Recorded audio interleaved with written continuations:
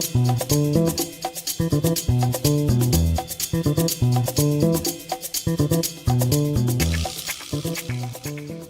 get a little nutty, folks. What's happening? Welcome to Film Junkie Live. It's Monday, end of Monday, April 7th. Hopefully you guys are doing good. Hopefully you guys had a great weekend. It's starting to warm up here in SoCal, so that's always fun. Hit that like, thumbs up. Subscribe to the channel if you haven't already. If you want to become a member, of course, naturally, become a member. We do a members-only stream after every Wednesday stream, or mostly every Wednesday stream. Sometimes it doesn't happen, but hey, I try. So hopefully you guys are doing good. Let me see who's out there. Talk to me. Let's see. We got Ryan right here. Whoops. Hit the button. What's going on, Ryan? Good to see you. We got Anna right here. How are you doing? Happy Monday. Cheers. I stand with Gal Gadot always. We can support both Restore the Snyderverse and let's support DC Studios DCU. Such a wild idea. Indiana Jakes, what's happening? The new accounting trailer is hype. Yes, it is. We got a lot of trailers recently, it feels like, right?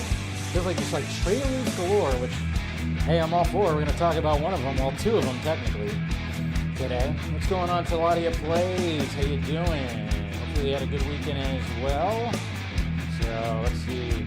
We got Ninja Gamer. Were you saying there's no chance of Ayer cut less than Snyder cuts? I always thought the fact Squad hadn't bombed would help get another cut made.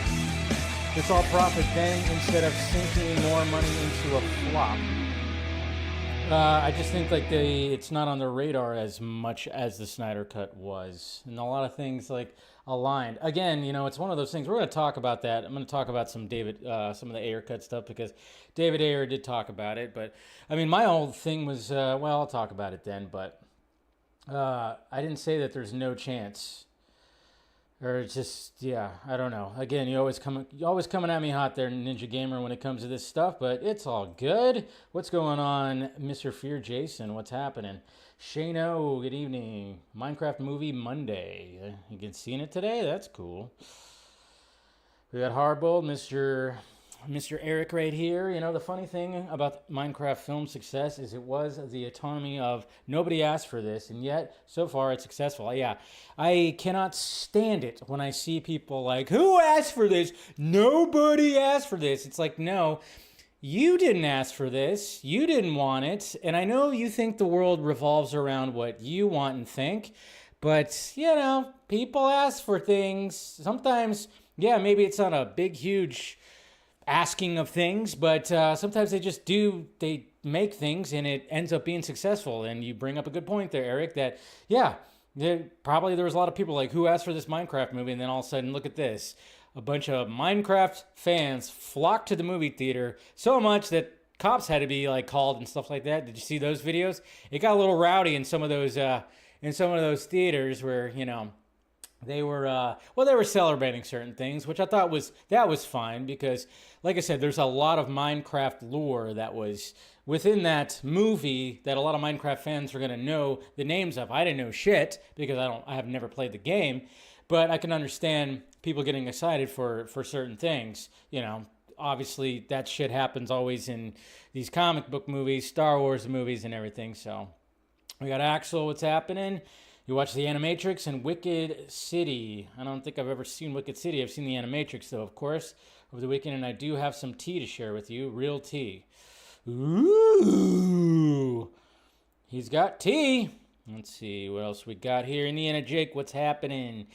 Yeah, I'm definitely seeing Amateur. Yeah, we got Amateur, and we got that, what was it, Warfare or whatever that's also coming out. I gotta figure out which movie. I gotta ask Pop's Film Junkie, which one he wants to see this weekend. I know he wants to see both. I gotta ask.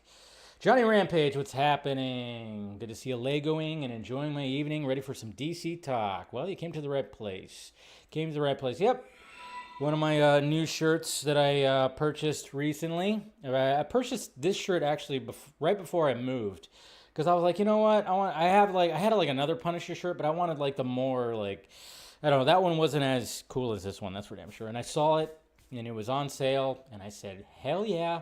What's going on, Jacob? I haven't seen the Superman trailer yet. It hasn't played in any theaters for me, and that's how I like seeing all trailers. Interesting. Okay. Well, I mean, I get it. I get it. I get it. You want to see it on the big screen. W. Gaines, the DCU slate is weak, don't you think? Nah, I don't think it's weak. Next question. The Clown Avenger. Nice Punisher shirt. I just picked one up a week ago. Yeah, there you go. There we go. Let's see. We got Cortez. What's happening? Good to see you. All right. We got Brendan. How you doing? We got D-Man7. The Superman preview helped Minecraft, actually. It reached a record-breaking... I think it's more vice versa. That's for damn sure. So, yeah, definitely that. My MC was busy yesterday because of Minecraft, and I was in a theater with 6 people for Wonder Woman, or for what? Why did I think Wonder Woman? Woman in the Yard. Yeah. How was that movie? It looked interesting. So 51 months. Hey, always great for all the members out there. Appreciate you guys for supporting the channel, of course. So it's not a hot topic. I just got it off of Amazon, of course. Fucking Amazon. You know that's the case. Yeah. So, anyways. But yeah, appreciate you guys sticking with me right here. Make sure you subscribe, do all the things. My weekend was pretty cool. It's pretty relaxed. Didn't really do much. Worked on things. Watched Val Kilmer movies. Watched baseball. So, always fun. And then, of course, had some dinner with my mom yesterday. She actually came over here, and we made her dinner. So, that was great. That was good times, but yeah, that's pretty much it. I watched Tombstone, of course, naturally. Watched Tombstone. I watched Real Genius, and I watched Batman Forever. And it was only 3 movies that I watched when it came to Val Kilmer movies, but yeah, I wanted to watch The Saint because I hadn't seen The Saint in a while, and then even watch some other Val Kilmer movies, but I just didn't get around to it. But hopefully, throughout the week or whatever, I might just put on one of those movies. But yeah, that was basically my movie watches over the weekend. Like I said, I mainly was watching, I just had baseball on. Baseball season, I love baseball. So I mainly had that on. But yeah, I watched definitely Tombstone. If you guys saw my tweets, I was tweeting out scenes because there's just so many excellent scenes in that, specifically with Val Kilmer in that movie. So yeah, and then of course I watched Real Genius because I think that's my second favorite movie of his. I just love that movie so much. I don't know. It's so 80s. It's so perfectly 80s. And he's just so freaking funny in that movie. He's so freaking funny in that movie. He's so goddamn likable in that movie. So, yeah. Love it. Anyways. Good to see you, Stephanie, in the super chat. Great to see you. All right. All right, let's get it on. Let's get to these tweets and everything. All right. Let me get to my everything good. Let's see. All right. We're going to start off with this right here. This is pretty interesting because I'm going, what in the F are they talking about? And I think we've heard about stuff like that, but the Evil Dead franchise.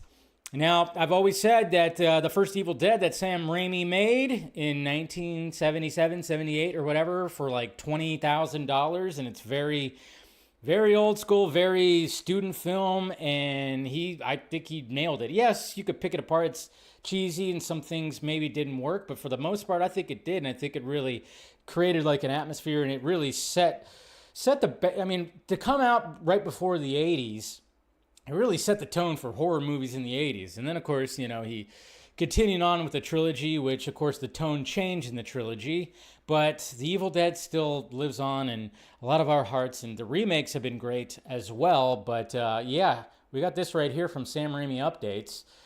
New Line Cinema says a lot of Evil Dead is coming. We're also making our second Evil Dead movie with plans for a third as well, but there's also new fresh ones that you haven't heard of that we believe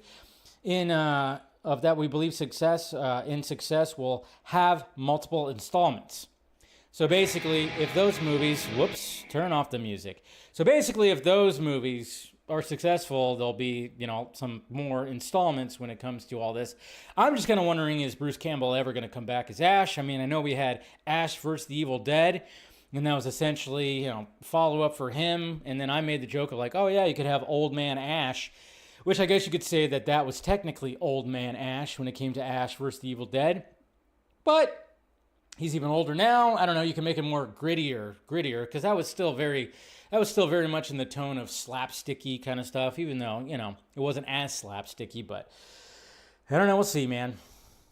Like I said, more Evil Dead, I'm fine with.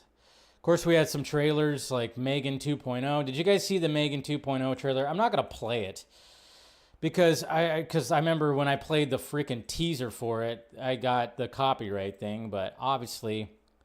We had the Megan 2.0 trailer. Oops, and here I am playing it. Oh my God. Of course, we have this new villain right here. So naturally, Megan has to now be a good guy, a good girl, or whatever you want to call it. She's actually going to be the protagonist and help when it comes to this movie looks ridiculous. Obviously, they put the Megan artificial intelligence in this little robot thingy right here. So, and then of course they had to put her in a fresh new body. It looks absolutely stupid. It's pretty much a different tone. It is definitely a different tone from the first one. The first one was more horror. This one's, it's in line with Terminator and Terminator 2, if you really think about it. First one, very horror. Second one, it's like, oh yeah, now it's gonna be basically, yeah, like Terminator 2. I think we all got a sense of that when we heard about the plot. So it looks dumb, but I'm gonna see it. I'll still see it. I'll still be there. Why not? What's going on, Rhea? Thank you for joining. And do what she said. Hit that, smash that like thumbs up. And, well, guys, damn it. Well, poor Armie Hammer, he doesn't get to play the Dark Knight after all. That's right. Remember how we heard that Armie Hammer was going to be in I don't even know how to say his name. All Ball, you know who I'm talking about, the very infamous B-roll director that, makes really crappy movies. He was going to make a movie starring Armie Hammer that has him as, some kind of vigilante, and they were going to call it The Dark Knight. But, according to Variety, exclusive, German filmmaker Ball has changed the name of his upcoming Armie Hammer crime thriller, The Dark Knight, to Citizen Vigilante after hearing from both Warner Brothers and Batman fans alike. So after all that, I mean, did you not think that was going to happen? And Warner Brothers was like, hey, what the hell, man? Why are you using The Dark Knight? That's not right. You can't do that. No. Although, do they actually have a trademark on The Dark Knight? I thought they just had a trademark on Batman. Like The Dark Knight, I don't think they actually have a trademark with that, but I'm sure that, some calls were made. Zazie Pants, was not happy about it or something. But then, of course, you had a lot of people online that were making fun of the fact that he was actually going to call this movie The Dark Knight. And then it's kind of funny because Armie Hammer almost did play the actual Dark Knight in George Miller's Justice League movie before that fell flat after the whole strikes back in 2008. Still want to see what he would have fully looked like in that goddamn costume, but.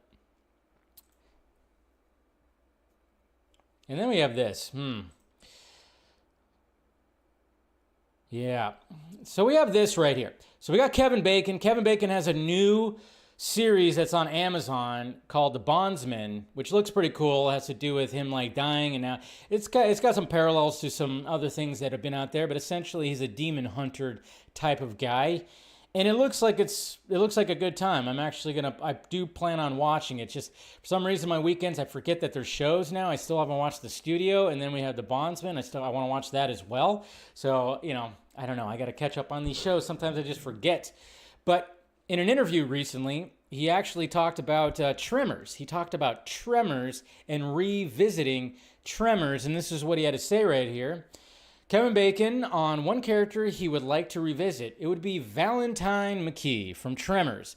I've always felt like where we left that character, I just want to see what happened 25, 30 years later to this guy and where we could have ended up. The thing is, back in 2018, Sci-Fi Channel was actually going to have a series, a Tremors series that brought Kevin Bacon back and brought him back as Valentine, who was kind of like, still living out in the desert, kind of paranoid, and then dealing with graboids again. And after they released the first trailer, they shit-canned it.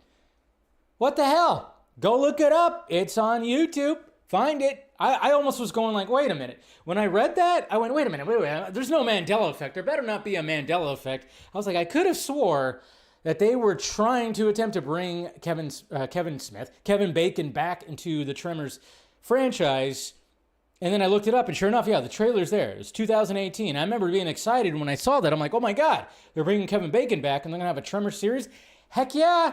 And they shit-canned it. Why? Who knows? But hey, maybe Amazon will do something with it. I don't know. That'd be pretty sweet. I would love it. Tremors meets Twisters. Tremors. I like it. See, that's right. See, they need to hire you, Ray. You got some good ideas. Okay, what else we got? Of course, there was some CinemaCon stuff with Paramount and everything. Naked Gun trailer. They talked about the Running Man remake from Edgar Wright. Looking forward to that. And then, of course, Thursday, that's when that's when the Superman footage came up. We do have this right, though.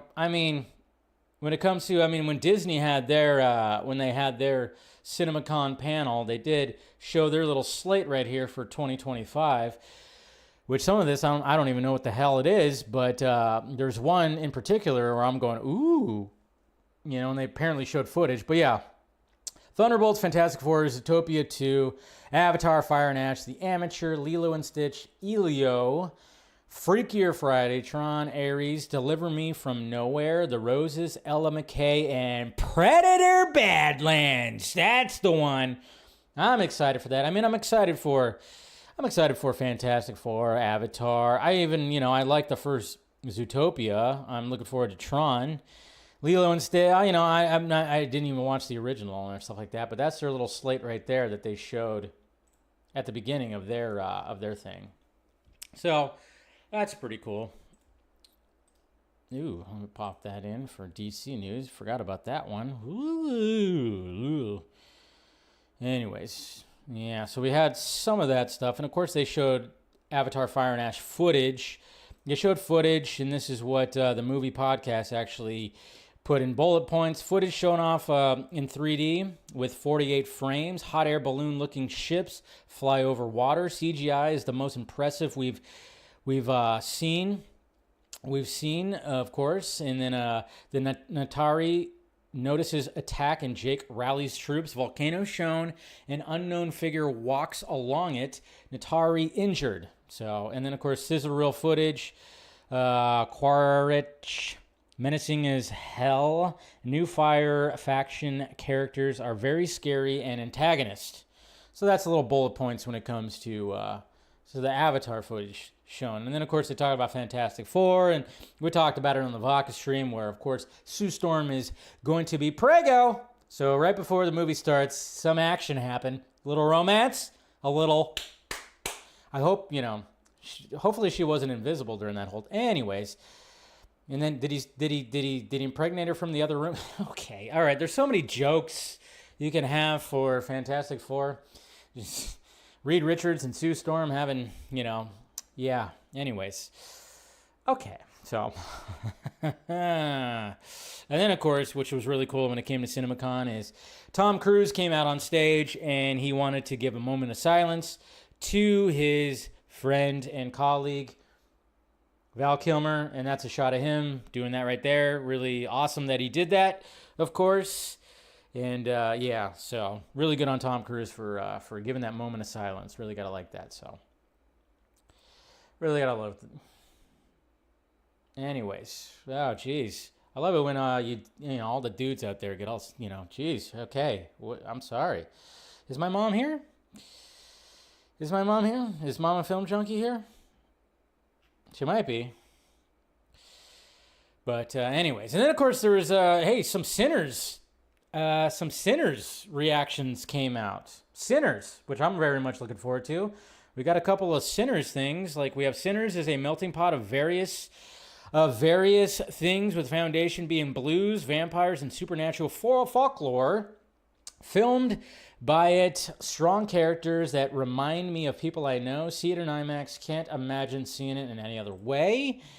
And then we had another one right here. Ryan Coogler has solidified his place as one of the greats more than he already has with Sinners. As good as you think it's going to be, it's better, scary, sexy, and social commentary with a hell of a bite. I see what you did there. So, pretty cool. Pretty cool. Gotta like that, so... let's see what else we have. Keep going. Yeah, we got a couple, speaking of Fantastic Four, there's a couple, shots right here that we saw in that. I guess they kind of showed some of this stuff in that test footage when it came to, what was it? Comic-Con, right? Comic-Con last year, didn't they kind of showed them in their astronaut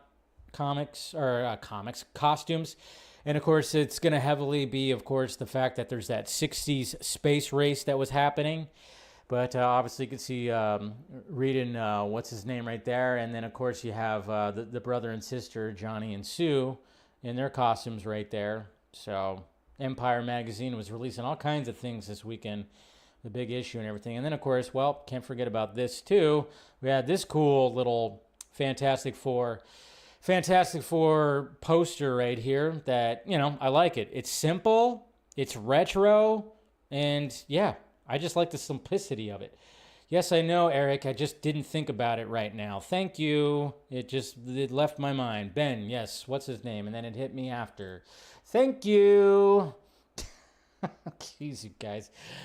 Ugh.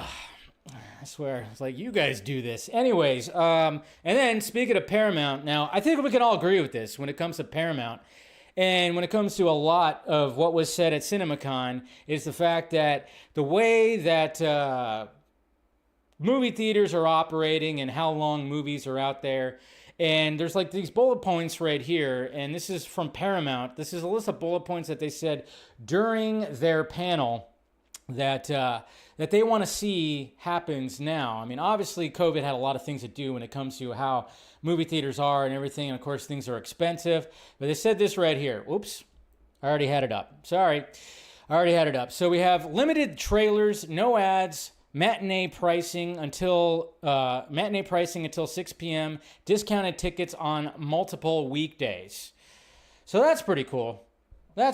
So, the fact that they want limited trailers, because sometimes it's a little too much. I think there should only be 3 trailers, really, because usually, what's funny is you see all the trailers online beforehand. I mean, it's cool to see them on the big screen, but then, of course, when you keep on going and everything, you just see the same trailers over and over again. And, yeah. And the ads thing, that could be pretty awesome, because you go to some movie theaters, man, there are ads like crazy. I mean, of course, they could have the ads display before the movie starts. You could have different things displayed. Usually movie theaters do that, which I don't think there's anything wrong with having ads and stuff beforehand. I don't think there's anything wrong with that, but just to have ads before the movie starts. You have trailers, then you have ads. It's just all of a sudden you're waiting for the movie to start, and you're 25 minutes from the start time, and the movie is just now starting, and that sucks. Discounted tickets would be nice on weekdays, yes. Matinee prices, yes. That'd be nice. So, I don't know. We'll see what happens, man. So, it gets a little crazy. Oh, man. Good old Stephen Colbert right here.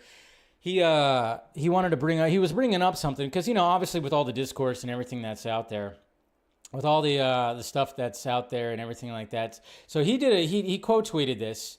He quote tweeted this because somebody right here, posted this. I'm sorry, but if you think Lex Luthor actually urinated in the jar in the Granny's Peach tea scene, the problem is you. And then the quote he put is, Lex Luthor wouldn't do that. And then he thought it was funny, because I was having a conversation with Steven, and the reason why he was saying that is because he thought that Zack said this on the Vodka stream.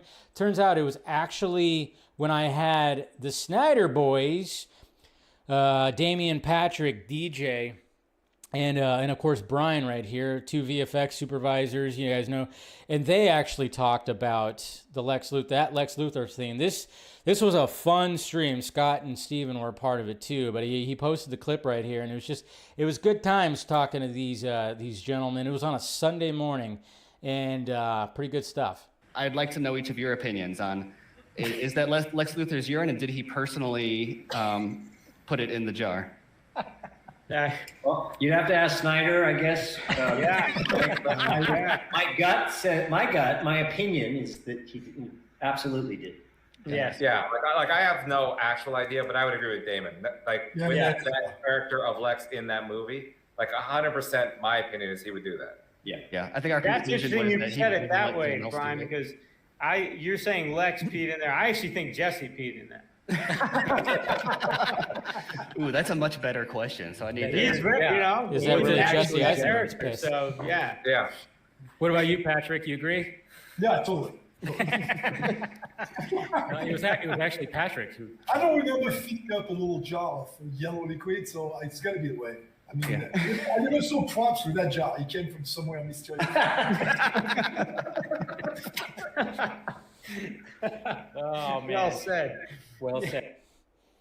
So there you go. That's why when we comes to all this talk about jokes and gags and everything like that, and when you got Snyder fans that hate the gags and the jokes, and then all of a sudden you have the opposing side that is saying like, well, wait a minute, we have. There's literally a scene where Lex Luthor puts a jar of piss on the desk right there. It's like, yeah, I don't know. It's just, I think that's just part of the discourse when it comes to all the things that are happening.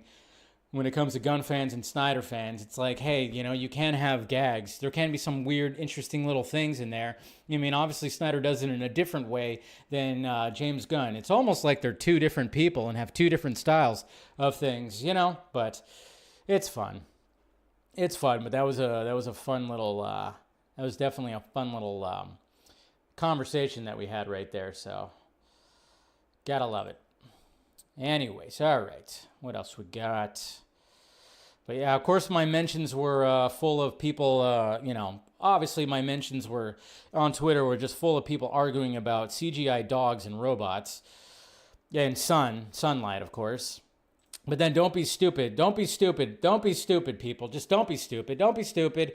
I get it. You don't like this stuff and you want this whole thing to crash and burn and stuff like that. Just don't be stupid about it. Just please, use this, or, there's always that saying, are you just being stupid or are you just lying because you want to hate for hate's sake? And when you have two people that are looking at the stock of Warner Brothers Discovery and they're claiming that after the trailer got released, it tanked the Warner Brothers stock and everything like that. So yeah, you can see those two individuals right there. One has a YouTube channel that just, that's all. There's just a bunch of hate, and he sounds kind of miserable anytime he's talking about this stuff. And one individual too, I've actually met in real life. Seems like a nice guy in real life, but online, totally different kind of person. But don't be stupid, because we know what's causing the stock market to tank right now, okay? The tariffs. So don't be like that, because you're just making asses out of yourself. You're just making your side of this whole, whatever the hell is happening right there with the discourse. You're just making yourself look dumb, stupid. It's not helping your case at all. Don't be stupid, or don't lie, or don't pretend to be stupid. Please don't. Jesus Christ. Ugh. It's frustrating because it's like, God damn, you guys really are just not helping your case, really, at all. Not helping at all, like, please. But hey, you want to know that you want to see an image that might help you, just if you're feeling a little blue, you're feeling a little down, even though when I look at this image right here, I go, God damn it, Josh Allen. Ha! There she is, Hailee Steinfeld, at the Sinners premiere, just looking, just glowing. Literally just, yeah. She's glowing. Literally. I mean, Jesus Christ. Her skin is like, I don't know. It's crazy. You guys just want to look at this for the rest of the, you want to just look at this for the rest of the, okay. So, yeah, she looked pretty good. She was pretty stunning during that right there. Ooh, baby. Tell you what. And Anyway, so Nia DaCosta. Guess what Nia DaCosta is saying? Well, she's saying everything that we were, of course, thinking back when the Marvels came out. And when you went and saw the Marvels, you went, Jesus Christ, somebody fucked with this movie royally. And now, yeah, you know, some time has passed. So now she's going to start talking about the fact that, yes, this was not the movie I wanted to make. Nia DaCosta says the Marvels wasn't the film she intended to make. There was a certain point when I was like, okay, this isn't going to be the movie that I pitched or even the first version of the movie that I shot. She told that to World of Real right there. And yeah, it's blatantly obvious when you just watch it and you go, wow, Jesus Christ, how much was cut out of this movie? Yeah, and of course, naturally, people are going to be like, hashtag release the DaCosta cut, but to be honest, I don't really care for that. Marvel Studios would never do that, but I mean, yeah, but it does make you wonder, what was the original movie? What was it originally like? What scenes, because there's so many scenes that could have just been left to breathe, and they weren't left to breathe. And it sucks that that's the case, but, you know, there you go, Marvel Studios pulling that same shit. And when, you know, everybody wants to just, you know, all eyes on Warner Brothers and all that and what they did with DC, Marvel's pulling that shit too. And Marvel did that shit to Nia DaCosta, and it ended up not working. That's what's so weird about it. It ended up not working, and the movie flopped badly. It's like, just let the filmmaker, again, artistic integrity, let the filmmaker make the film. Yes, you could have notes, and maybe there could be a couple things to change, sure, but at the same time, for the most part, let the filmmaker make the film. Anyways. It's almost like that's what we were fighting for, right? Then we got Alan Cumming. That's right, Alan Cumming. Oh, yeah. So we were kind of wondering, obviously coming back as Nightcrawler. And obviously, they could take some liberties, and they could have just been like, well, we don't have to do the makeup thing again. You know, obviously, when we saw Kelsey Grammer back as Beast in, well, the Marvels, in that post-credit scene, it was all CGI, which it didn't look all that great. It looked like they just mocked that up at the last minute, and they needed a couple more renders to make it look a little bit better because, it was kind of, I do like the fact, cool, yeah, he's very much how he looks. It's very source material accurate kind of thing, sure. But at the same time, I mean, I dug the fact that they actually, you know, he actually had the makeup and all the stuff. I actually dug his look in X-Men 3. And then, of course, when Nicholas Hoult was playing the younger version, you know, it was pretty cool. And so you would kind of hope that there's going to be something like that, but I doubt that Kelsey Grammer is actually going to be sitting in the makeup chair to do all that. But according to this right here, it says, Alan Cumming says he will be traveling to London on April 6th, so that was yesterday, to begin filming for Avengers Doomsday. He also disclosed that he has already undergone makeup tests for the film. So that makeup is really cool because he's got all that lining, the symbol stuff, like symbolic lining and stuff like that in his face. So they'll have that at least, you know. I mean, obviously his tail was always CGI. But that's cool. Yeah, he was a great Nightcrawler. And he's excited. He's excited. And you know what I'm also excited for? Oh, yeah, we got this, baby. We got the TRON Ares trailer. And it is pretty glorious. Some people didn't like the trailer, I was noticing. Like, oh, yeah, the footage looks nyeh. But, of course, everybody's excited for the soundtrack, naturally. But I thought this little opening little scene right here was kind of cool. With like the Tron bike thingies that sliced the cop car in half. I thought that was pretty sweet. I'm looking for something. It's got a good little tone to it, I thought. Something I do not understand. Fast forward through this. Listen to that soundtrack.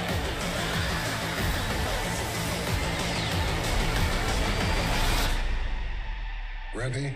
Brother. I'm still in Tron, man. My Terrible Jeff Bridges impression. Because there's no going back. Gotta get to a rule, man.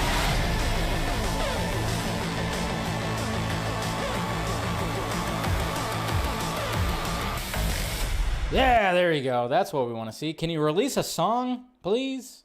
Can we release a song? I want to hear a song. And then people are wondering too, is anything from Tron Legacy going to be showing up in here? Like Flynn's son and Olivia Wilde's character? What happened to that? Can they show up? I mean, who knows? That's another question. Are they just going to totally just ignore what happened in Tron Legacy? I was talking to my brother about that. Tron Legacy is a good sequel. It's still a good sequel. I think people got so fixated on the fact that, back in 2009, 10, whenever it came out like 15 years ago or so. And they were trying to do the de-aging, the young technology for Jeff Bridges. And yes, it doesn't look all that great. It doesn't. And I think people got too fixated on that and not on just the story and some of the other cool shit that was in there. So I don't know.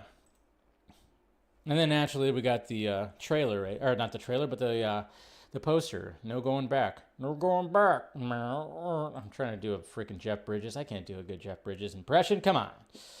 But yeah, it's like, come on. Can we release? And yes, guys, I purchased a ring. And whenever it comes time where maybe eventually I'll settle down and propose to someone, well, this is the ring I'm going to propose with.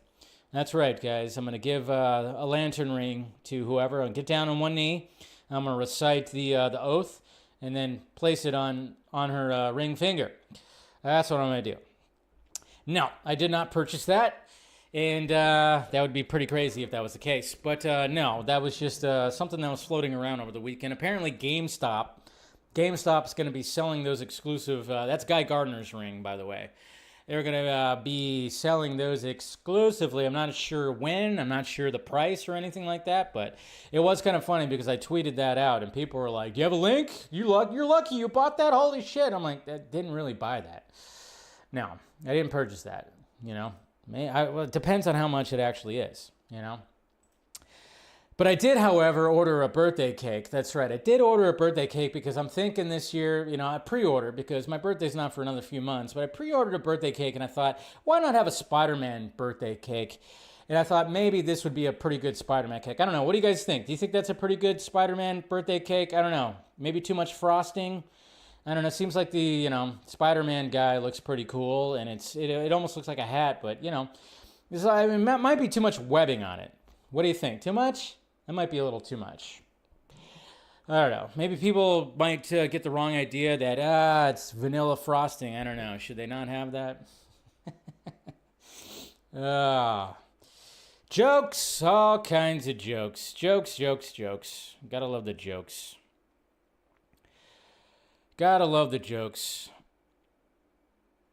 Oh yeah, then you got, okay, do you guys remember this? Okay, so this is funny because I think the name was funny. And then I went, oh my God, this guy right here.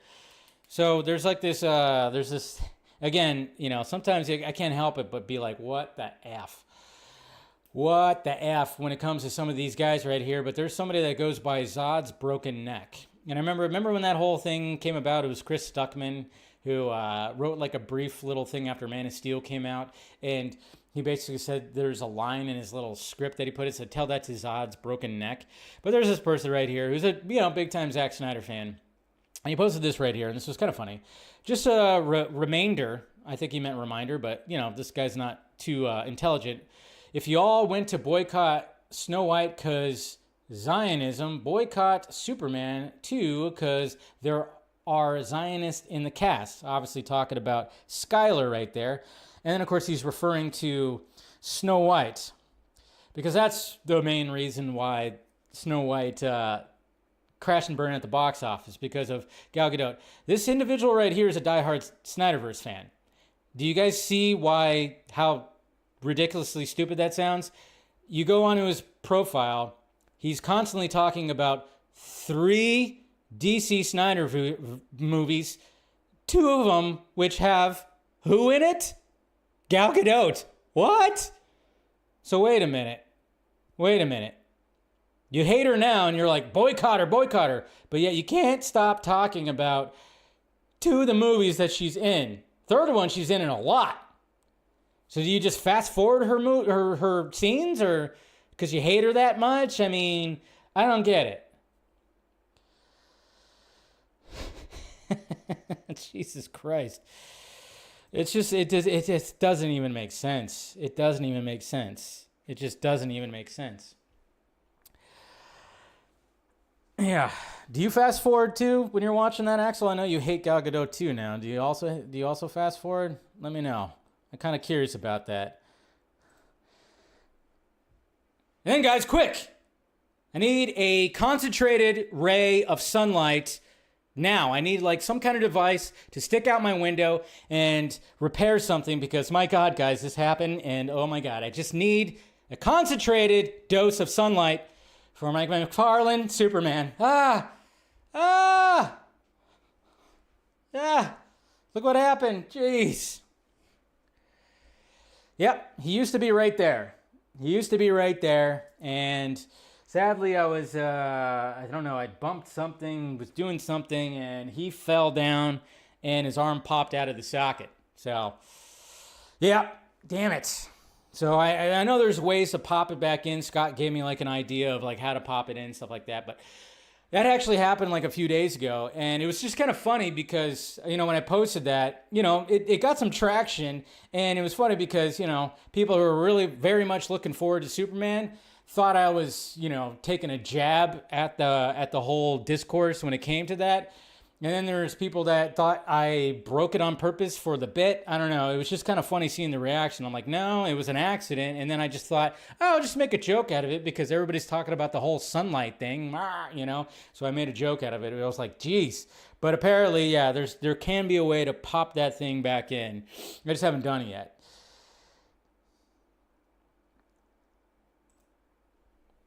So anyways, all right. And then, of course, all my Val Kilmer posts. All right, let's talk about this now. Gotta talk about this. Gotta give some more input about this.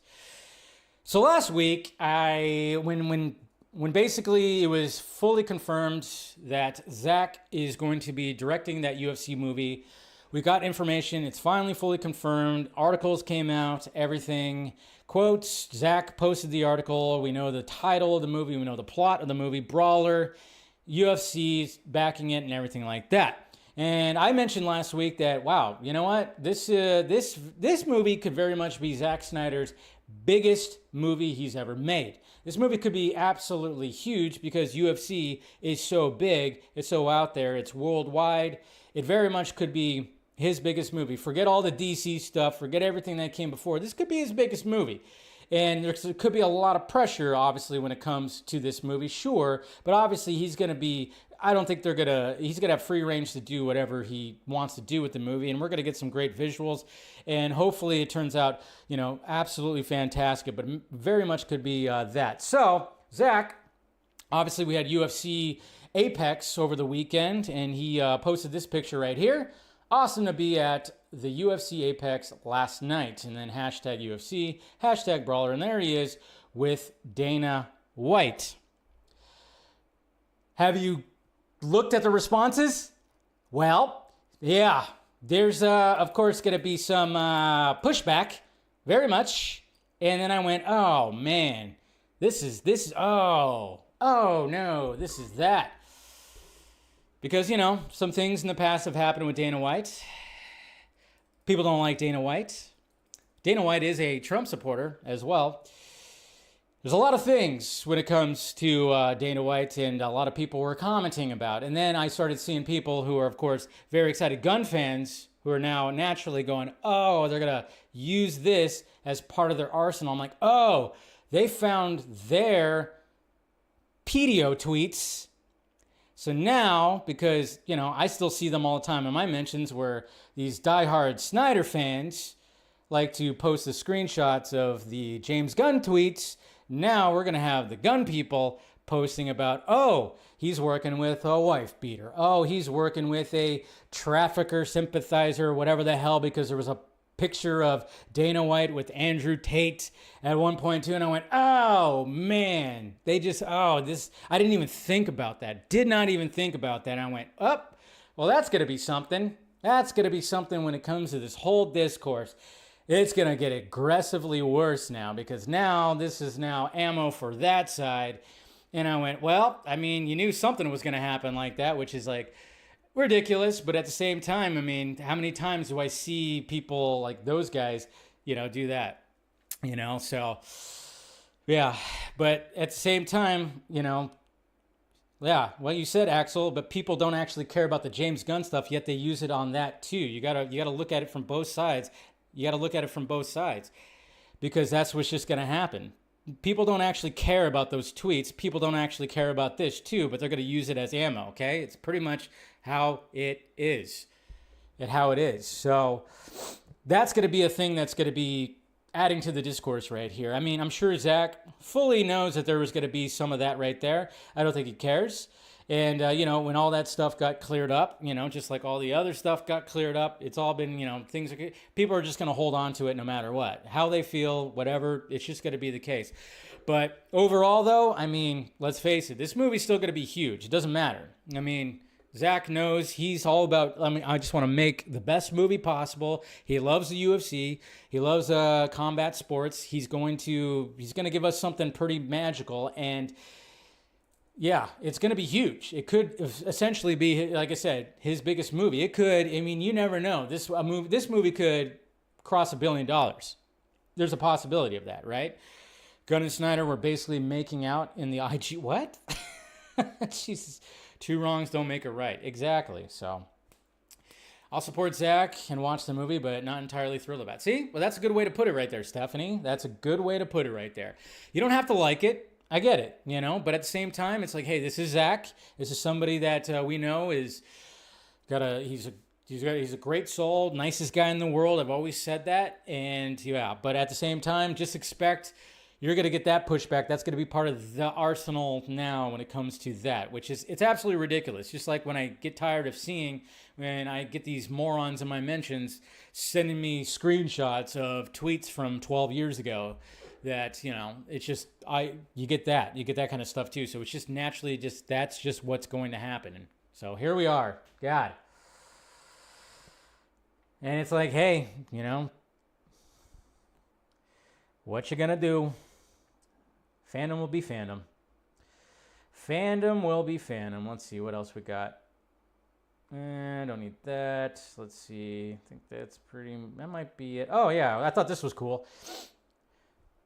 James Marsden, at one point, everybody was fan casting him as Hal Jordan, Green Lantern, right? At one point, it just seemed like he would be perfect. And to the point, yeah, he still would be, no matter what. James Marsden, we all love James Marsden. And he was with Sterling, I can't remember his name. Sterling, I can't remember his last name. His first name is Sterling, though, and you'll recognize him right here. But they were posing together, and I immediately went like, holy crap, that's Jon Stewart and Hal Jordan in a whole other timeline right there. Look at that. How perfect does that look? Sterling, K. Brown, thank you. Thank you, Axel. Sterling K. Brown and James Marsden right there. And James Marsden is wearing green. And I just thought, wow, yeah, look at them right there. Jesus Christ. In another timeline, these guys really could have been Hal Jordan and Jon Stewart. Thought that was cool. And then naturally, we got Aaron Bailey right here, who made some art. Where did he delete it? What the hell? Oh, no, there it is. Aaron Bailey posted that right there. So put some of the costume on it. And so there you go. There's what he should have made the eyes green, of course, though. But hey, no big deal. But yeah, so he put the costume on him right there. It's pretty funny. Thought that was cool. Thought that was pretty sweet. And what else we got? Did I skip anything? No. Nope. Of course, we'll talk about that. Hey! How's the box office doing when it comes to the big studios? Well, Mr. Luis Fernando right here broke it down. 2025 distributors race at U.S. box office hits the 1.6 billion mark, now falling about negative 5.9% behind 2024 and negative 14.2% behind 2023 at same point as Warner Brothers rises like a phoenix thanks to the Minecraft movie. So obviously Disney is still ahead with making $459.4 million, but WB is right behind them at $230.3. And then, of course, we're not in summer blockbuster season yet, so naturally, it's gonna rise up quicker for sure. So that's cool. And then we got the Odyssey. We got a new cast member for the Odyssey, and I just found this kind of funny because who does Christopher Nolan work with a lot? Well, yeah, he works with, numerous people a lot, but he's worked with Tom Hardy a lot. And, I wouldn't be surprised if, like, Tom Hardy would, ended up getting a role in this movie, but I don't think Tom Hardy's actually going to have a role in this movie. So Christopher Nolan got his doppelganger, Logan Marshall Green. Come on, they look alike. Nothing against Logan Marshall Green. I think he's great. I thought he was fantastic in Upgrade. But, yeah, I mean, let's face it. You look at him. I mean, you look at them together. Just Google both of them together. They look like they're almost twins, man. I'm surprised they haven't been cast as brothers in movies. But I just thought I'd make that joke where it's like, oh, yeah, Tom Hardy couldn't make time for the Odyssey, so he got the doppelganger instead. But good on Logan Marshall Green, man. That's pretty awesome. That's very awesome. And before we start diving into some of this DC, well, I mean, I guess I could save that. I'll save that for DC news. Jesus. I think that's pretty much it. Oh, yeah, and I got to show this from Spider Monkey right here. Michael Caine as Zeus. Yeah, Michael Caine's up there, though. It would have been pretty sweet. But I wanted to show this right here. Spider Monkey, if you're not following yet, he does really good art. And obviously, when it comes to Avengers Doomsday and who was announced who's going to be showing, he posted this right here. The legacy lives on. And he posted the X-Men that were announced right there in their comic-accurate costumes, which is pretty cool. So, Patrick Stewart, James Marsden, Ian McKellen, and then, of course, Alan Cumming in their costumes. Pretty sweet. Love that. Love that a lot. Pretty cool. It's good art right there. All right. I think, yep, we're good. We're good. A lot of tweets. You got to love that. All right. Let's talk about some DC news. And I want to get this out of the way first, for God's sakes. Ugh. I'm tired of seeing it. We just need to stop. Stop, guys. Just stop. All right? Can we stop? All right? We did this with the Batman. We're not going to do this with Superman. Get it out of your heads, because I'm sick and tired of seeing this rumor, because it's not true. It's not going to happen. Just because there's been a crazy discourse and not a lot of people like the Superman costume doesn't mean that this is actually happening. Rumor, Superman will get a new suit at the end of the film.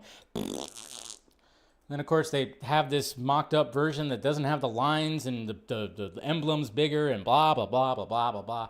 Just stop. It's not happening, okay? Just like they said the same thing with the Batman. Oh, he's gonna get a better costume at the end. It's like, no, they're gonna stick with that costume. If you don't like it, sorry. Stop coming up with that. Stop saying that there's going to be a new costume, okay? Obviously, when it comes to the sequels, yes, the costume changes. Just like every sequel, they change the costume. Even if it's just subtle little changes. Like if you look at Man of Steel to BVS, yeah, it's not that drastic of a change when it comes to those Superman costumes, but there is noticeable changes if you look closer, because that's what they do every time. It's always weird when they drastically change the costume and never really explain it, but it's not happening. So please get that out of your heads. I hate that. I will say though, like, the costume does look good right here. Like I was talking with somebody about it. I'm like, yeah, when he's laying flat, it looks pretty good.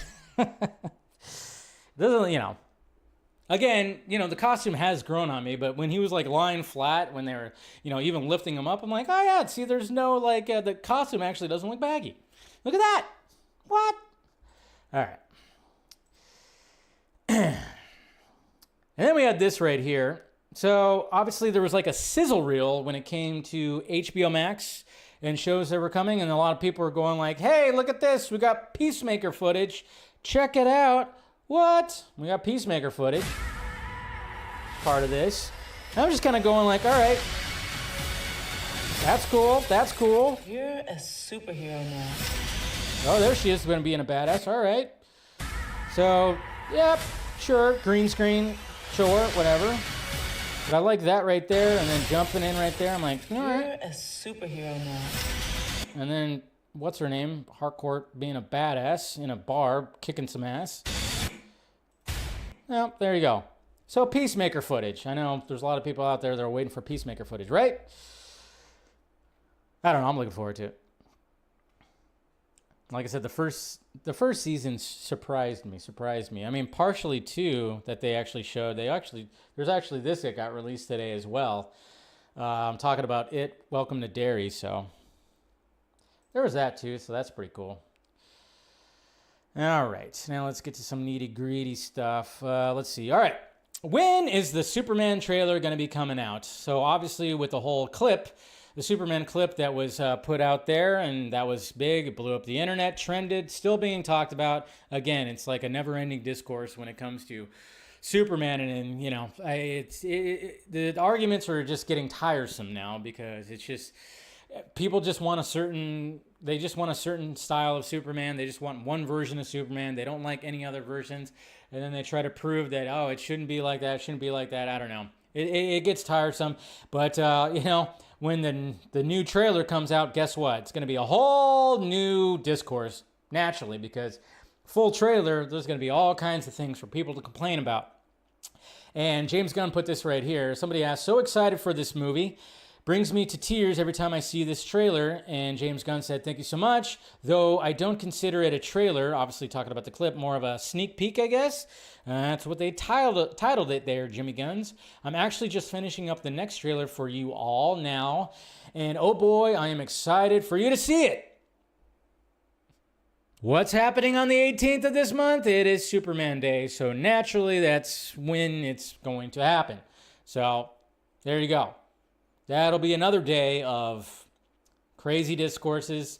I'm sure there's going to be numerous arguments and everything in my mentions and everything. It'll be a fun day. Pour yourself a drink and just let the madness begin, okay? That's what's going to happen. Pour some whiskey or something, light up a cigar, and just sit back and watch the madness that is going to ensue when the new Superman trailer comes out. I'm sure it's going to be a glorious trailer. What I'm looking forward to when it comes to the new trailer is, hey, we're actually going to get some plot. We're going to get some dialogue.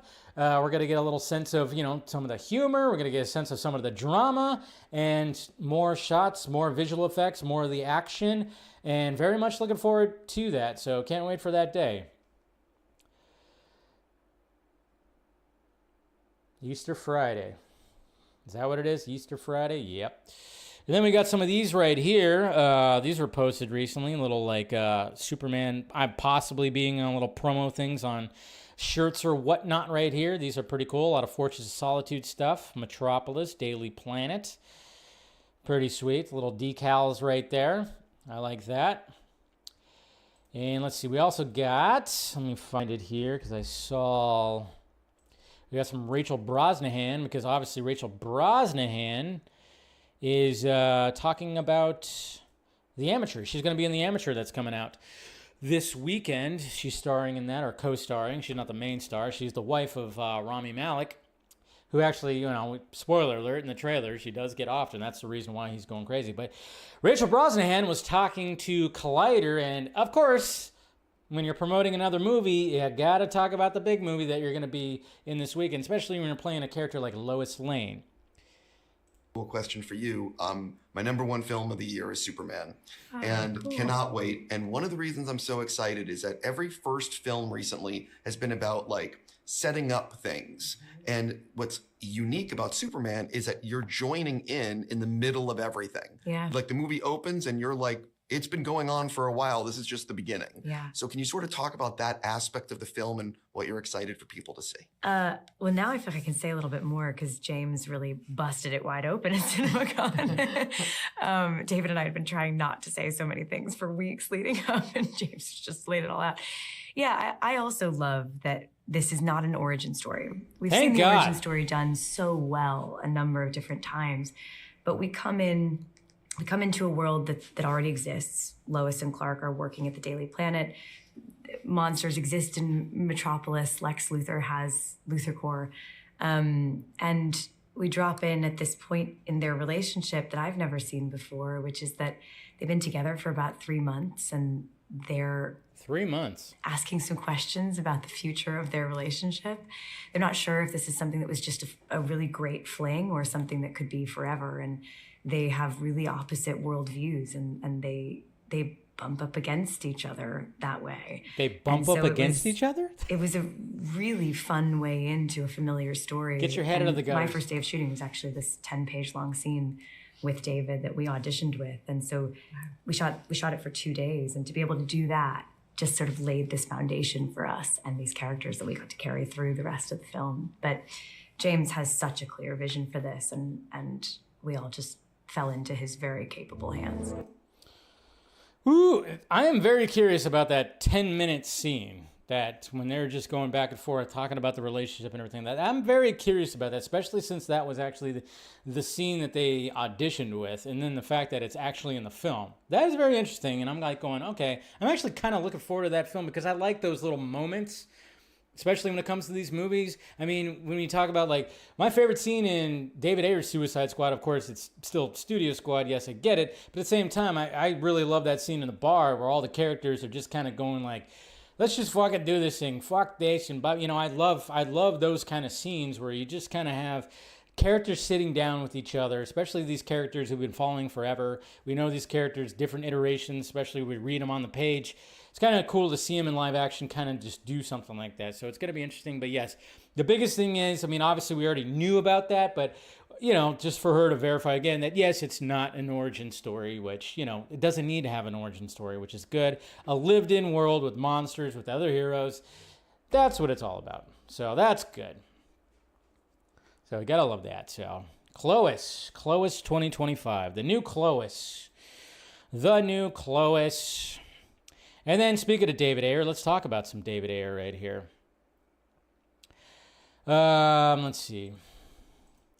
I won't talk about the whole article because it's a big, huge article, obviously. But, you know, there's always obviously going to be like one big quote that we took from it right here that was taken from it. So David Ayer, of course, you know, obviously still being interviewed in some interviews, obviously, because A Working Man just came out. He's got the new movie that he's going to be doing with Brad Pitt that's going to be coming out. I just love the fact that, yeah, I mean, David Ayer, obviously, when it comes to the Ayer cut, we still want to see it. Hopefully, eventually, we will see it. But he understands that, yes, DC Studios needs some W's before they could just send over some money to that. But Vulture right here posted this article. And it says, I'll do what I have to do to survive. David Ayer faced a dark night of the soul after the controversy of Suicide Squad. It changed his career. Naturally, it did that. But the quote, I have it written right here. Basically, when he's talking about his quote, he says, it's pretty much a finished film, which we knew, pretty much a finished film. Lee Smith, who edited The Dark Knight, cut it, and he's amazing. James Gunn is rolling out Superman, so for them, it's a much bigger issue. They want to launch the new DC, and they have every right to do it unimpeded. They don't want to start a negative conversation when they're really trying to build up something new, and that's fair, man. So again, don't turn on David Ayer, you assholes that are doing that. Don't do that. Please don't do that, because a lot of people did that when he was like supporting James Gunn, and that was just not the way to approach it. Luckily, haven't really seen any of that lately, but he knows that they need a couple of W's. But what's interesting is the fact that he talked about how much it's pretty much a finished film. It's mainly just VFX and everything, and he brought up Lee Smith, who edited The Dark Knight. So that was cool. Like, hey, bring up the fact that you can watch it from start to finish. It's similar to the Snyder Cut in the sense that had a start to finish too. You could watch it, but obviously there's missing VFX and whatnot. And I still remember that. I still remember that discourse. Whoa, buddy.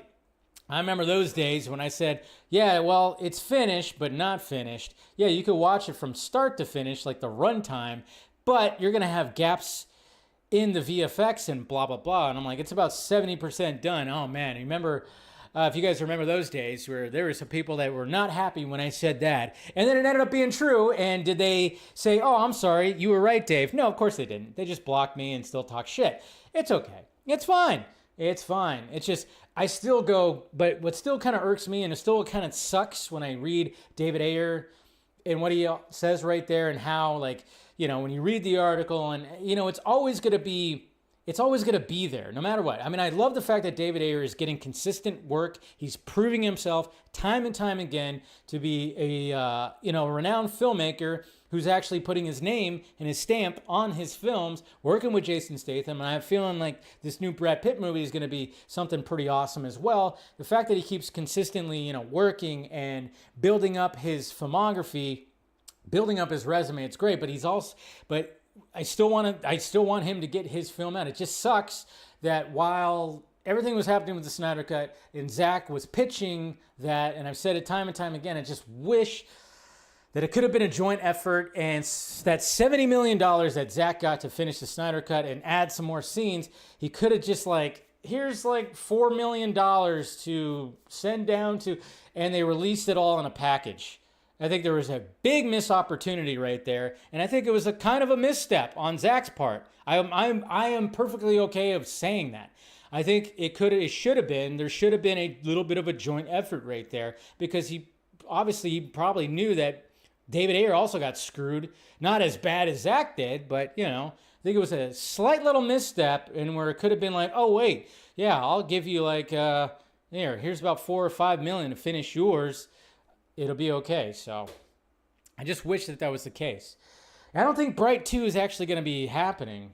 I think he's kind of mentioned that Netflix didn't want to do a sequel. I wish they would have, but sadly, I don't think they're going to do it. I like Bright. AJ, thank you for the $10 super chat. You're awesome. Big fan of the stream. Fun fact for you, instead of the characters used for Watchmen, they were initially supposed to be The Question, Ted Kord, Blue Beetle, Captain Atom, Peacemaker, and Nightshade. Yeah, I think I heard about that. At one point. There was going to be, that they just kind of, I remember hearing something about that probably a long time ago or something like that. But yeah, that is an interesting little fun fact right there when it comes to how the Watchmen came to be. So thank you again, though, AJ, for the $10 super chat. You were awesome. Much appreciated, sir. All right, I think that's all the DC news. I don't think there was really anything else. There really wasn't anything else. Yeah, that was pretty much it. Like I said, kind of slow when it came to some of that stuff. But I mean, of course, we're all still just coming off the clip, and everybody's still just talking about the clip. I mean, it's crazy. There's still people having arguments in my mentions about that goddamn clip. It's pretty funny. Robert Downey Jr., Dr. Doom. Now, Robert Downey Jr., may he hopefully had a great birthday over the weekend. 60 years old. Robert Downey Jr. is 60 years old. Still at it, still looking good. Obviously going to be coming back as Dr. Doom, but apparently when it came to his 60th birthday, he had a Dr. Doom-themed birthday, and I guess he released what part of the invitations look like, and a lot of people got a little nervous. Because that's him right there, comic book cover. You got a couple of Dr. Doom kind of guys right there. But everybody was going, wait, is this what he's going to look like in Avengers Doomsday? Oh, no. That doesn't look good. The hair is on point because of an image that he shared. His hair is definitely going to be longer than it was when he was Tony Stark. Well, I mean, I guess with Tony Stark, he mainly just, when he'd had it long, it was more slicked back. But yes, the hair is definitely on point. But yes, that does look absolutely ridiculous. And I went, when I saw people having concerns about that, I went, well, I can see why people have concerns, but there is no way, come on, guys, no way that Marvel Studios would unveil Robert Downey Jr. as Dr. Doom from a Doctor Doom birthday invitation? No, that's not what he's going to look like. I think that's just what that's going to be. Hopefully not. That would be crazy if that was actually the case. Or maybe they're like, hey, put that out there, see how everybody reacts. No, I don't think that that's going to be the case. I think he'll have the full on, the hood and the whole mask and everything. I'm pretty sure that's not going to be the case. He's not going to be having his freaking hair all out like that and just have the silly little mask right there. And a silly little cape too. So don't worry, guys. Don't worry. The old Charleston comic characters. Okay, we're going to talk about that. I don't think they would have. Yeah, that would not be. I mean, I know Marvel's, taken some liberties with costumes in the past, but you have somebody like Doctor Doom, and you got Robert Downey Jr. coming back. Yeah, you're gonna go as comic accurate as possible, for sure. Sorry, dropped my pen. All right, so yeah, I don't think we have to worry about that. Oh, the box office. Now,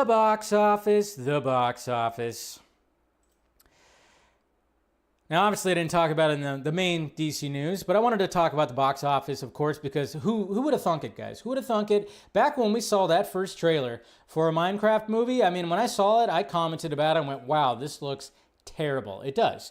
And I'm like, definitely not for me. I didn't play the game. But, I went and saw it. Because I went, you know what? This is going to be one of those movies that people are going to be talking about. So I've been having a good streak on watching movies. And you guys saw my first reaction. You guys heard me talk about it in the opening of the vodka stream and giving my full review. I walked out of there going, I was thoroughly entertained by a Minecraft movie. I didn't know a lot of the things that were happening when it came to the Minecraft movie because I don't know the lore, but I know a lot of people that were in the theater really thought that. And apparently, too, there was some craziness that happened in a lot of other theaters, which I'm like, cool, I'm glad that they're having fun, when they announce things and they celebrate, sure. But then apparently, like, at one point, cops had to be involved, which that's absolutely crazy. Yeah, there was like a video out there where cops like showed up because it was so loud. And apparently, I don't know. It gets a little rowdy. It's like, okay, don't get that rowdy. It's cool to get rowdy opening weekend, fine, 100%. Have fun. I mean, that's what it's all about when you go opening night and all this stuff. It is a really good time, sure, but yeah, it is pretty crazy that people were just going, this movie's gonna flop. It's gonna be a massive flop. I never said it was gonna be a flop. I just thought it looked terrible, and I'm going, good God. I thought maybe it would, but nope. Not at all, because domestically it made $162.7 million right there, man. Crazy. And then, of course, the full numbers are in worldwide, $313.4 million opening weekend, and it had a $150 million budget. Absolutely insane. But hey, it's pretty cool. And then a working man. Had a 52.7% drop, but not too bad at all. 65.3. I can't imagine this movie cost more than $25 million, $30 million. So, again, David Ayer still killing it, which is great. And then, of course, you had The Chosen, and then, of course, womp womp, another 58.5% drop for Snow White. This movie is not even crossing 100 million domestic. That is bad. Look at this right here, 168.6. Yikes. Again, yeah, we could put some blame. We could put blame, we could put a significant blame on, Zegler, not so great. We could put some blame on people who now hate Gal Gadot, sure. I think people hate Zegler way more than Gadot, but hey, that's just what I see. But at the same time, what I said too is people just don't care about Snow White and dwarves anymore. They just really don't. But the question I had was, did this success at the box office, did it help Superman? Did it overall help? Now, some people will be like, no, of course, they don't want it, they will not admit that. But you have to remember that, yes, most, not all. And I was wondering if I was going to get it too. And I was lucky enough, Jesus, can't even talk. I was lucky enough to get to see the full clip in front on the big screen, and it looked glorious, looked great. I got to see it, and so a lot of people got to see that exclusive clip in front of this. A lot of eyes got to see it. So does it help? Yes, it does. Maybe it doesn't help a ton. It's not like it's like, oh yeah, whoo, there you go. Superman's going to have a huge opening weekend because of all this. No, I would say you always have to look at a little, like a percentage. Like it moves it up a percentage, I guess you could say. You know?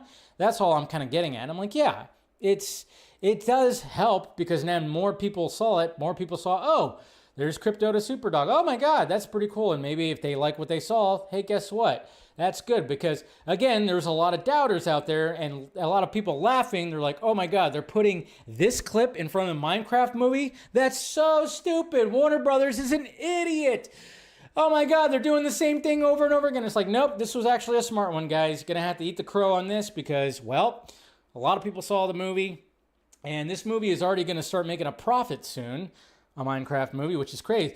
I mean, there's a chance that if the word of mouth keeps going and it just keeps going and going, I mean, this movie's gonna make $500 million within another week and a half, most likely, which is crazy. And that clip's gonna be obviously in front of it continually. So yes, it does help Superman a little bit. It does because more people are seeing that exclusive clip.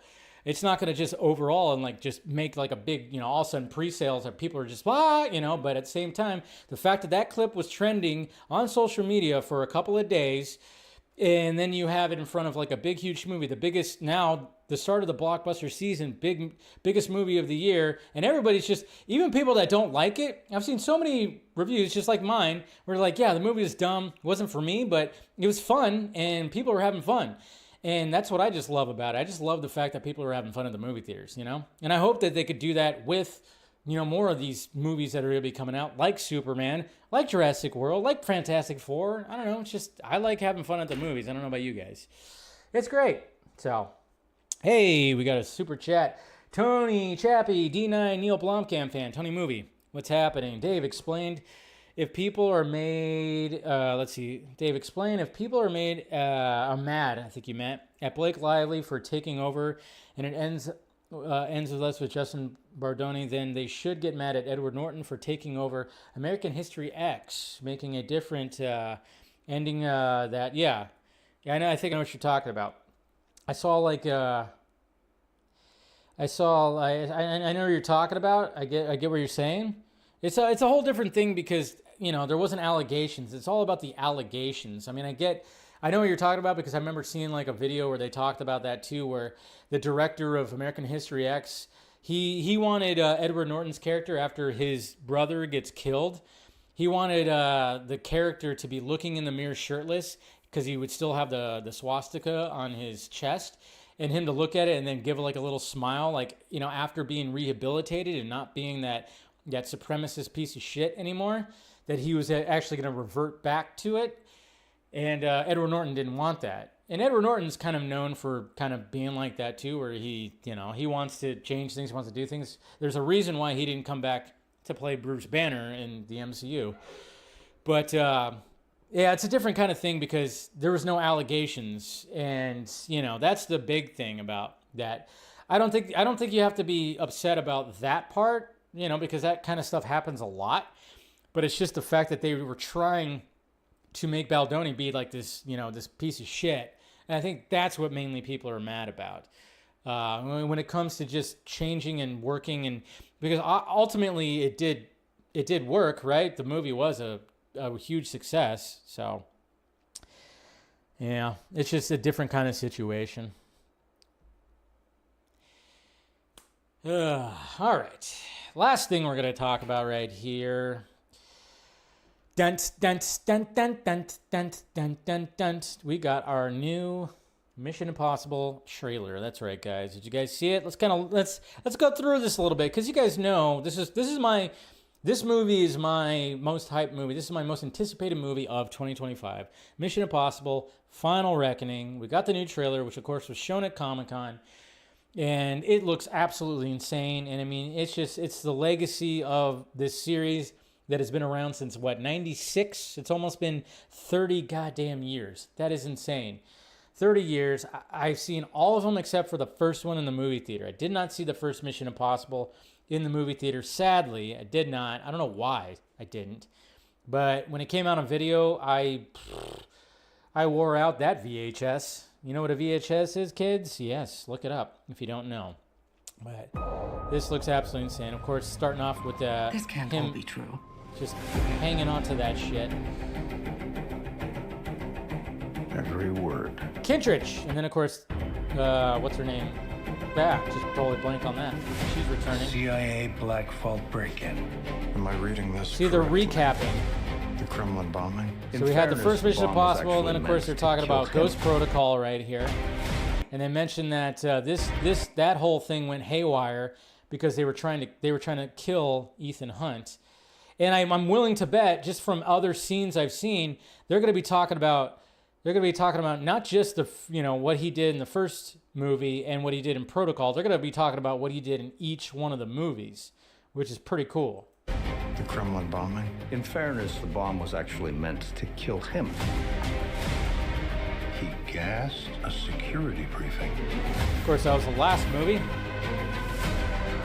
That was just 2 months ago.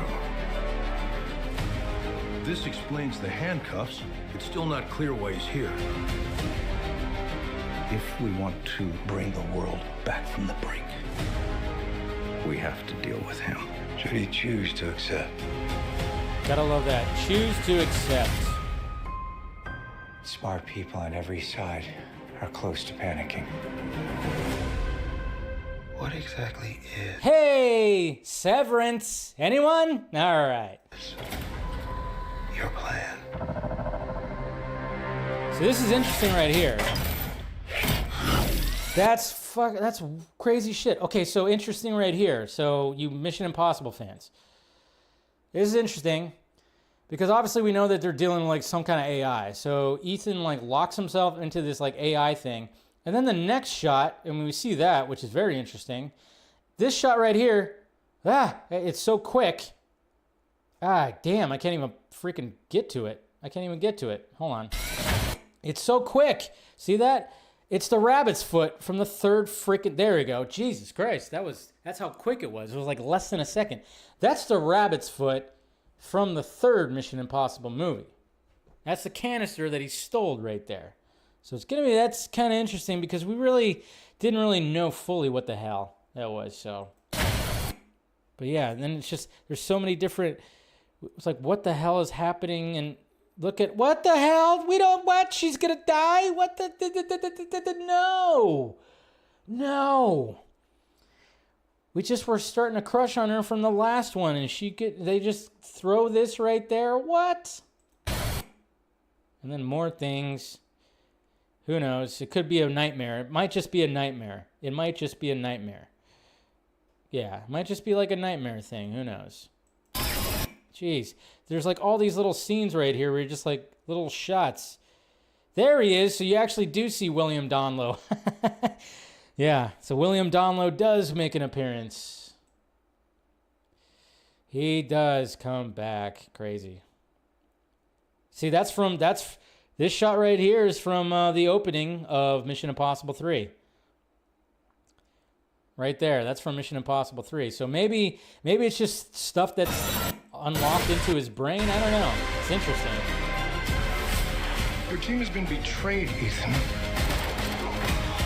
All your secrets compromised.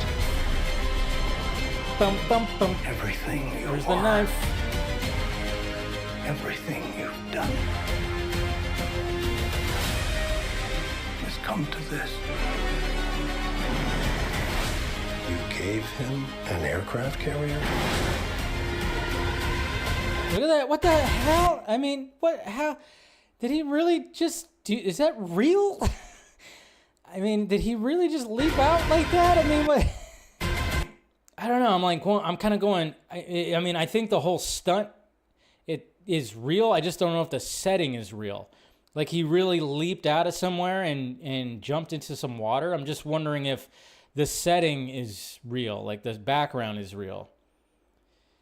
I don't know. Yeah, he's literally running on water.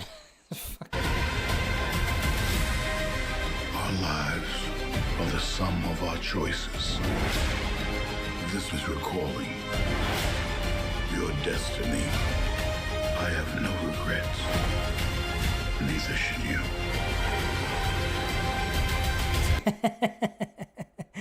Look at that. Look at that face. Whoop, whoop, whoop, whoop, whoop, whoop, whoop, whoop, whoop. Does that look like Mo right there?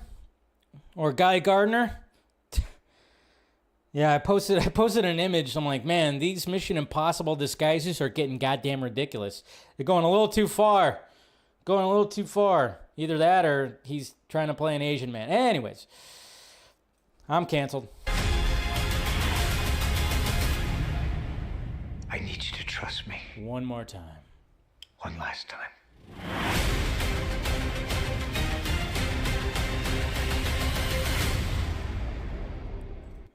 There you go. Ooh, goosebumps. Goosebumps right there. Just absolute goosebumps. Yeah, I can't wait for that. That's just going to be looking good. Man, we still got like a month and a half pretty much, so gotta love that. Gotta love that. So there it is. And yeah, like I said, there's just some things in there. I'm like, they're going to be going back, through the whole thing, the whole franchise, callbacks to all that. So that's what I'm looking forward to as well. So should be good times. Should be good times. Cannot wait. All right, let's see what you guys are seeing over here in the Twitter sphere with questions and whatnot. All right, we got Eric. Hey, Dave. The whole thing with Superman in Minecraft reminds me of way back when the original teaser trailer for Star Wars Phantom Menace was exclusive to the theatrical release of Meet Joe Black. Wow. There were stories of people only buying tickets to see the trailer. Yeah, it's true. I mean, I'm sure I'm very much sure that there was people that just went to go see a Minecraft movie to go see the Superman clip. I'm sure of it. But at the same time, I mean, back in what, 98, 99, we didn't have the easy access to all these clips and trailers and stuff. But like I said, there still is going to be those people that, the diehard fans that are going to go, hey, I'm going to go purchase this because I want to see it on the big screen. I mean, it definitely sweetened the deal for me because I was thinking about not going to see Minecraft. And it ended up working out because, again, I ended up kind of enjoying it. Mr. Nobody. Hey, Dave, I get the feeling that they're going to subvert expectations just for the sake of subverting expectations and make it seem as if Tony Stark as Iron Man isn't a Doom variant, but rather Iron Man himself was a Doom's variant. How do you think they're going to play it out? That's an interesting one. Tony Stark is make it seem like Tony Stark as Iron Man isn't a Doom variant, but rather Iron Man himself was Doom's variant. I actually kind of like that. That's pretty interesting. Like the fact that Tony Stark, like the whole thing, Tony Stark's whole arc was, well, no, he's actually a Doom variant. And Doom is not a Tony variant. That would be pretty interesting. That would be pretty interesting. I kind of like that. I mean, you might be onto something there, Mr. Nobody. You might be onto something there. Ronnie, hello, Dave. In Fantastic Four trailer, we haven't seen Richard stretch, but we know what stretches at least. Yeah, because he did get Sue pregnant, right? All right. Whap, whap, whap. Darkness Under the Wind. Dave, do you think when John Cena is done playing Peacemaker in DC, he moves on to play a character in the MCU? I wouldn't be surprised if eventually that would happen. I mean, John Cena is in a lot of things, and if Kevin Feige wants John Cena in the MCU, by golly, he will put him in the MCU. But what character would he be? That is the question. He'll be the new Captain America when they reboot it. Just kidding. Cooper Knox, the moviegoers who saw Minecraft at my theater job were all hooked on the 5-minute Superman sneak peek. So yeah, Superman is going to, see? I mean, when you hear from people who, when they are in a movie theater, like working at a movie theater the entire weekend, talking to people, hearing the conversations, not the first time I've heard something like this as well. Because, that's what's cool about working at a movie theater is like, you get to hear people talk about it. I mean, when I go to the movie theater, like especially the one over that way that I meet my dad at, again, they have a bar. So naturally, we're sitting at the bar, and I'll be talking to the people behind there. I'll be talking to other people about all kind, what movie you're seeing, what are you looking forward to, this, that, and this. So, yep, it's going to be, I think Superman's going to, I don't think we have any fear of Superman flopping, regardless of what people are saying out there. Question, Kenny, when do you think we'll get a super suit reveal for Alcock's Supergirl? Before Superman comes out, because odds are she's in Superman. So they'll probably release it beforehand. And he said, Dave, I rewatched Batman Forever, so did I, last night. Of course, I did fall asleep because it was late and I was tired. Over the weekend, I loved the film. Val Kilmer's an underrated Batman Bruce Wayne, and so sad he's no longer with us. But he is always in our hearts, 100%. He was a true talent, and he was a madman. He was a great Batman, but I think he was probably one of the best, if not the best, live-action Bruce Wayne, in my opinion. And hopefully one of these days we can see more of that if they decide to release the Schumacher cut. I wouldn't hate that at all, because we've already seen some of those scenes that are just online everywhere. And then he said, hey, Dave, excited for Superman, still not going to let the discourse and hate from the Snyder Bros affect me. I've been a huge Superman fan since the 90s. I've dealt with far worse in fandom than this. Always believe in hope. Yeah, never let anyone affect you when it comes to you like what you like. That was the main thing. That was the main thing that we were trying to emphasize during the whole Snyder Cut movement. But some of those guys, they lost that messaging, or they just never had it. And finally, Devin Wooter. Dave, how surprised as the Minecraft is doing well in the box office, do you think it'll pass a Mario movie and Sonic movies? I think it probably will do better than Sonic, or at least Sonic 3 maybe. I don't know.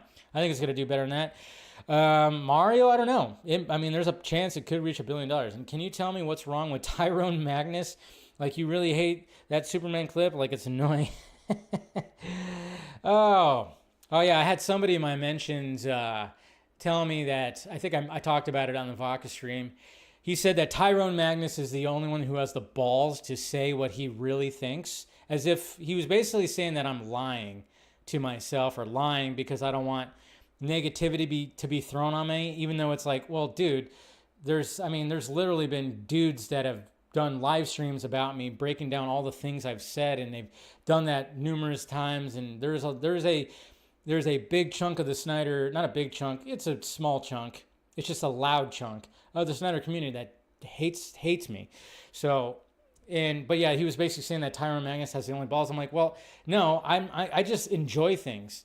Tyrone doesn't enjoy things, it doesn't seem. Seems like everything that comes out, majority of the time, he doesn't like it. So I like things, I'm sorry, but I give my authentic reaction to things and how I feel about them. I just like things. And when it comes to Superman, I liked Superman way before Man of Steel. Superman movie, the Fleischer animated shorts, the Lois and Clark, Superman comic books, Superman the animated series. I didn't get into Smallville, but then guess what? I don't talk about Smallville. That's kind of what you do. I didn't really dig that version. So guess what? I just don't talk about it. I'm glad a lot of people enjoyed it. I didn't really care for it. So I said no. And then, of course, you have Superman and Lois. I've only watched the first season, and it was good. I still got to watch the rest of it, of course. But yeah, that's just what happens right there. But yeah, he doesn't seem to like things too much anymore. So, and it's sad because, obviously he's built up this whole, audience and everything. And it's like, he's done it so minimally, I guess. I guess at one point he was very excited and very happy about things in the past, and I think that's what built up his audience, because he always seemed like he had that kind of positive vibe, and now it just seems like it's shifted to now he just hates everything. I don't know. I still remember when he interviewed Zack.